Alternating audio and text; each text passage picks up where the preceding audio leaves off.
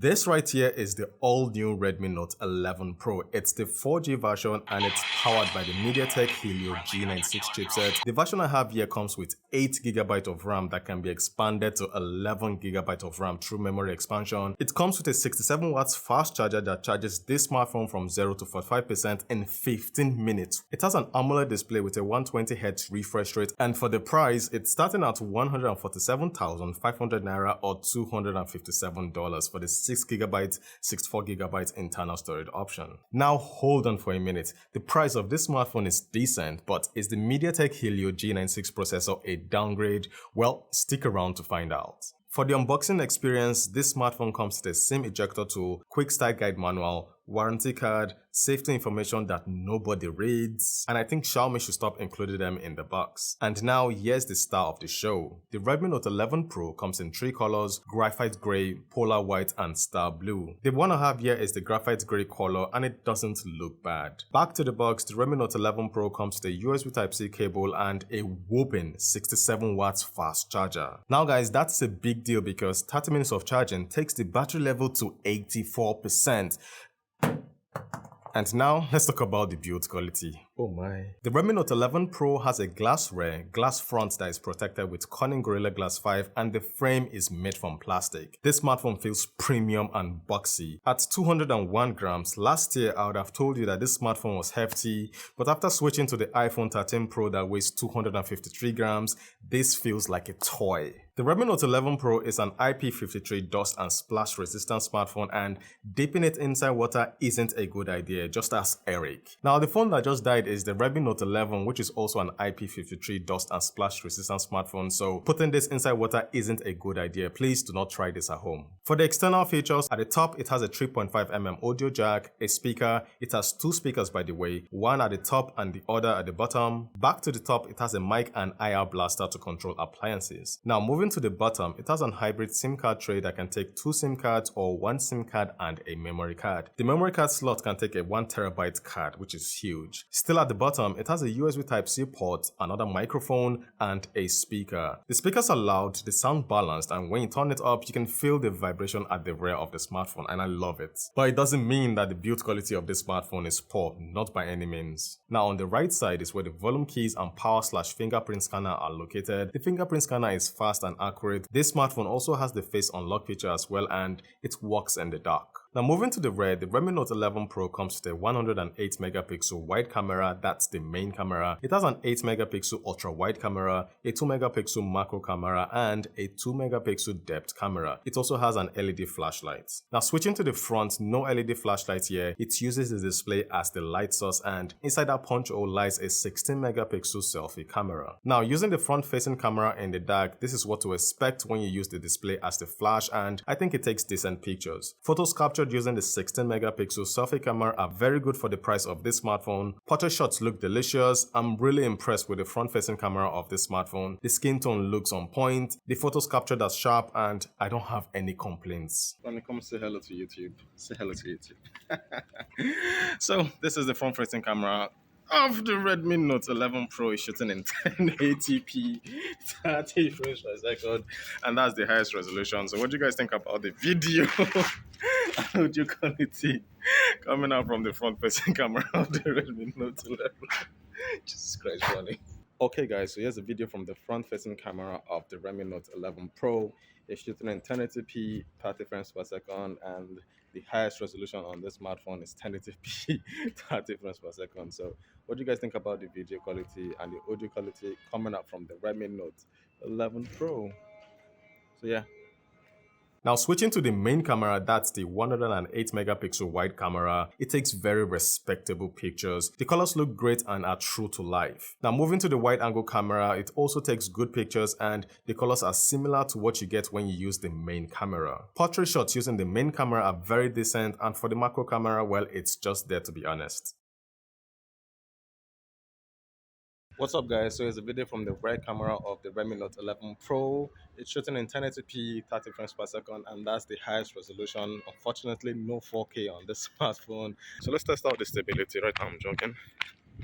It's the footage stable. It doesn't look bad.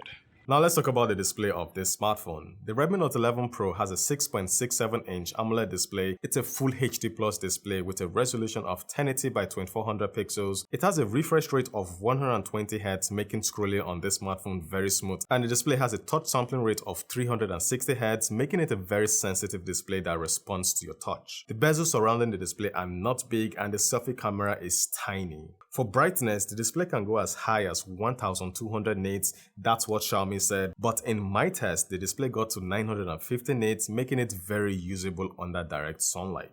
The display of this smartphone also supports HDR10 content and it's very contrasty, very sharp. It's actually excellent for consuming media and those stereo speakers make a world of difference when you watch content on this smartphone. For a budget smartphone, the display is excellent, no complaints here. Now let's talk about the elephant in the room. The Redmi Note 11 Pro comes with a MediaTek Helio G96 processor. The 5G version has the Snapdragon 695 chipset, while the China version comes with the MediaTek Dimensity 920 chipset. I know, it's all confusing. Now comparing the 4G version of the Redmi Note 11 Pro that comes with the MediaTek Helio G96 chipset with the Redmi Note 10 Pro that comes with the Snapdragon 732G chipset, when I ran Antutu benchmark, the Redmi Note 11 Pro has the higher score, but the margin isn't large. Now moving to Geekbench, the Redmi Note 11 Pro has the higher multi-core score, while the Redmi Note 10 Pro has the higher single-core score. I know guys, synthetic benchmark applications don't tell the full story when it comes to performance. Both smartphones are smooth when it comes to day-to-day activity like chatting, browsing, but when it comes to rendering a 1080p video using VN, the Redmi Note 10 Pro is faster. From my test, the MediaTek Helio G96 processor in the Redmi Note 11 Pro is doing well, but it doesn't look like it's significantly better than the Snapdragon 732G processor inside the Redmi Note 10 Pro. Also, the MediaTek Helio G96 processor is known to get warm. And to solve this problem, the Redmi Note 11 Pro has liquid cooling technology. It has a heat pipe and multi-layer graphite sheets that delivers an excellent balance between performance and temperature control. But in my test, I noticed that the phone reduced the display refresh rate when it gets a little bit warm. Also, when I ran Genshin Impact, which is one of the most demanding games on mobile, for 5 minutes, the temperature of the Redmi Note 11 Pro got as high as 40 degrees, while the temperature on the Redmi Note 10 Pro got to 38 degrees. Now 2 degrees isn't a lot, but it seems like the Redmi Note 10 Pro runs cooler than the Redmi Note 11 Pro. For the GPU, the Redmi Note 11 Pro comes with a Mali G57 GPU, and for PUBG, the Redmi Note 11 Pro played the game at HD graphics and high frame rates. For a smoother gaming experience, you can play the game on balanced graphics and ultra frame rates. The gameplay was smooth on this smartphone and I didn't experience any hitting issues.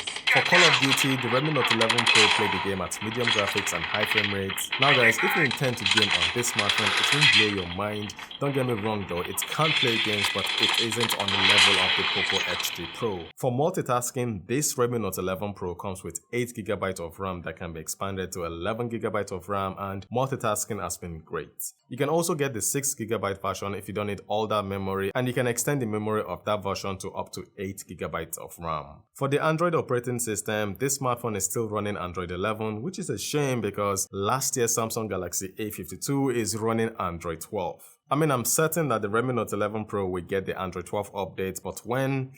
I don't know. Now for the battery, the Redmi Note 11 Pro comes with a 5000 mAh battery, which is decent and the battery life won't let you down. But when it comes to charging this smartphone, it's impressive. How impressive? Well, 15 minutes of charging took the battery level to 45%, 30 minutes of charging took the battery level to 84%, and the battery got to 100% in 43 minutes. Man, that is just mental for a budget smartphone, and it didn't get hot or explode, which is a good thing. So guys, in conclusion, the Redmi Note 11 Pro is a great smartphone even though it comes with an old chipset. Starting at 147,500 naira or $257 here in Nigeria, the build quality is great. The display is one of the best in its class. It has stereo speakers that sound good. Performance is good, but is it better than the Redmi Note 10 Pro? Well, you would have to wait for my comparison video. Multitasking is also good and the cameras have been improved. The battery life is decent, but the charging is blistering fast. Now for the negative, well, the G96 processor inside this smartphone seems to be a side grade rather than an upgrade from last year's model, but looking at the price of this smartphone, you have to forgive its shortcomings. Well guys, we've come to the end of this video. That's my review of the Redmi Note 11 Pro. I will be comparing it with the Redmi Note 10 Pro, so stay tuned for that. Thank you for watching guys, and I will see you very soon. Valo Reviews, signing out.